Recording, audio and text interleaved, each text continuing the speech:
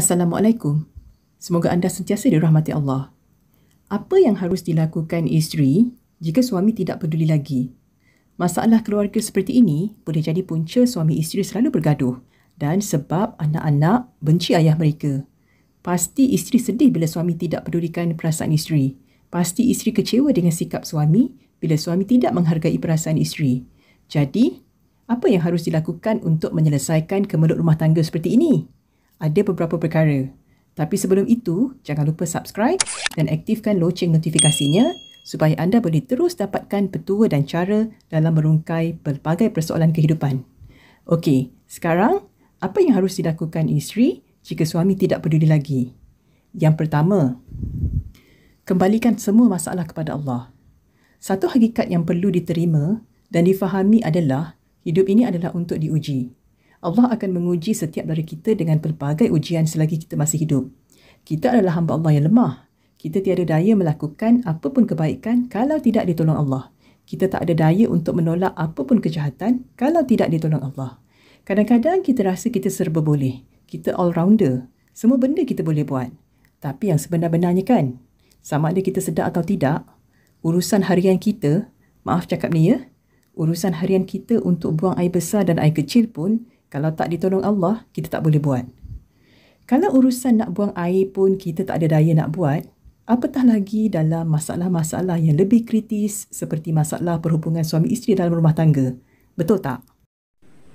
Tapi, nak buat macam mana? Masalah tu kan datang tanpa diundang. Betul tu. Sebab itu, yang perlu kita lakukan adalah kembalikan masalah itu kepada Allah. Setiap perkara berlaku kerana telah Allah takdirkan. Masalah itu datang dengan takdir Allah. Masalah itu Allah datangkan supaya kita dekati Allah. Masalah itu ditimpakan kepada kita sebab Allah nak kita datang dekat kepada Allah. Kadang-kadang urusan dunia menjadikan kita sibuk dan lalai dari mengingat Allah. Bila Allah timpakan kita masalah, masa itulah kita baru teringatkan Allah kan? Sebab itu, serahkan masalah itu kepada Allah dan biarlah Allah bukakan jalan keluarnya.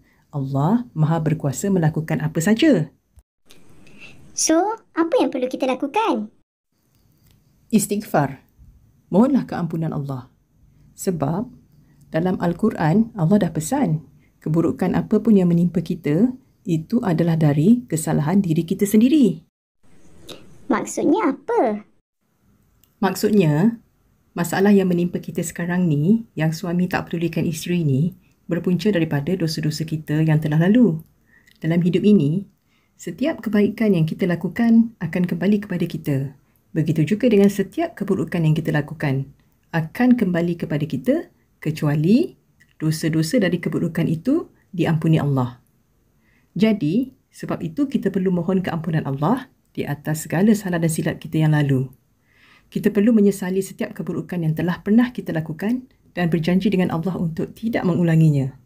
Istighfar ini perlu dilafazkan sebanyak-banyaknya, dilazimi dan dilakukan secara berterusan, khususnya ketika buntu dengan masalah yang dihadapi.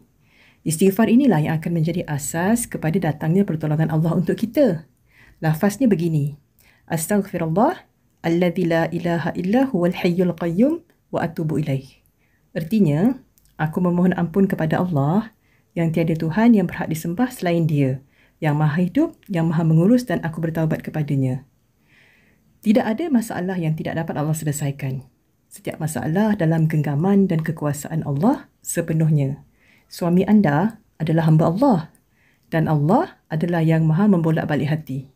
Sangat-sangat mudah bagi Allah untuk membalikkan hati suami kepada anda.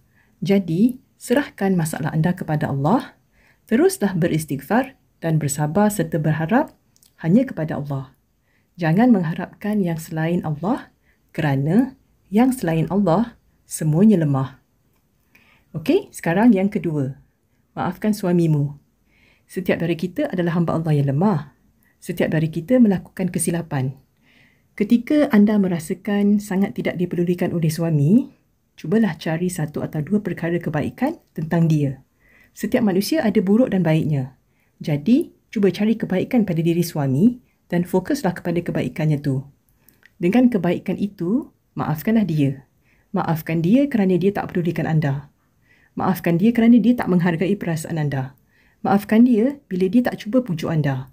Maafkan dia bila dia tak jaga hati anda. Maafkan dia supaya hati anda tak terus tersakiti.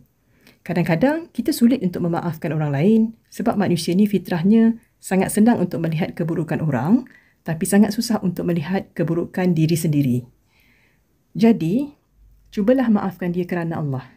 Kerana Allah suka kalau kita memaafkan orang lain. Maafkan dia sebagaimana kita mengharapkan Allah untuk mengampuni dosa-dosa kita yang telah lalu. Maafkan dia kerana di akhirat nanti, keburukan orang tidak akan membahayakan kita. Yang akan membahayakan kita hanyalah keburukan diri kita sendiri. Okey, sekarang yang ketiga. Perbaiki ibadahmu. Untuk mendapatkan pertolongan Allah, kita perlu perbaiki hubungan kita dengan Allah. Ibadah fardu seperti solat dan menutup aurat, apakah sudah kita laksanakan? Kalau sudah, perbaiki kualitinya. Kalau dulu solat tak tepat waktu, sekarang cuba solat tepat waktu. Kalau kita dah tunaikan ibadah fardu, cuba cek ada tak perkara-perkara yang Allah tak suka tapi kita buat. Kalau ada, cuba hentikan. Selain itu, untuk memperbaiki ibadah, kita perlukan ilmu. Maka luangkanlah masa untuk mencari ilmu. Kuncinya adalah, jagalah Allah dan Allah pasti akan menjaga kita.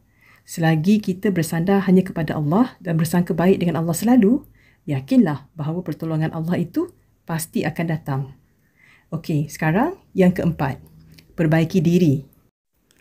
Kita banyak kekurangan dan kelemahannya. Kita perlu ambil masa untuk muhasabah diri dengan jujur bagi merenungkan kesilapan yang pernah kita lakukan. Mungkin itulah puncanya suami tak pedulikan kita. Mungkin ada sikap buruk kita yang suami dah lama tak suka. Kalau sudah tahu silapnya di mana, perbaikilah silap itu. Kalau belum tahu, mintalah pertolongan Allah untuk diberikan petunjuknya. Intinya di sini, perbaikilah diri selagi ada kesempatan dan waktu. Allah tidak akan membebani seseorang melainkan sesuai kemampuannya. Jadi, tentu masalah itu dapat diselesaikan tetapi kita tetap perlu berikan usaha atau ikhtiar kita yang terbaik. Masalah itu tidak didatangkan untuk kita menyelesaikannya. Masalah itu didatangkan supaya kita kembali mendekat kepada Allah. Harapan itu akan selalu ada selagi sandaran kita hanya kepada Allah. Jadi, jangan sekali-kali anda berputus asa dengan ujian ini. Okey, sekian dulu video kali ini. Mohon maaf atas barang kekurangan dan kelemahan. Channel ini membahas tentang masalah dan langkah-langkah mengatasi. Kalau video ini bermanfaat, silakan like dan share. Terima kasih atas perhatian dan sokongan anda. Saya Cikgu Sarah. Assalamualaikum.